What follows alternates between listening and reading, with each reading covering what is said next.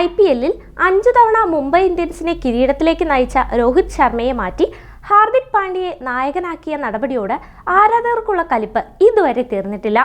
മുംബൈയുടെ മത്സരങ്ങൾ നടക്കുന്നിടത്തെല്ലാം കാണികൾ താരത്തിനെതിരായ ചാൻറ്റുകളുമായി എത്തിയിരുന്നു. ഇത് അവസാനിപ്പിക്കാനായി മുംബൈ ഇന്ത്യൻസ് മാനേജ്മെന്റ് അഭ്യർത്ഥിച്ചിട്ടും ഫലമൊന്നുമുണ്ടായില്ല.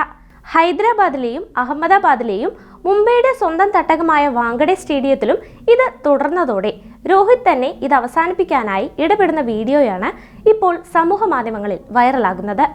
ഹാർദിക്കിനെതിരെ പ്രതികരിച്ച കാണികളോട് ബൗണ്ടറി ലൈനിൽ ഫീൽഡ് ചെയ്യുകയായിരുന്ന രോഹിത് ശാന്തരാകാൻ കൈകൊണ്ട് ആംഗ്യം കാണിക്കുകയായിരുന്നു.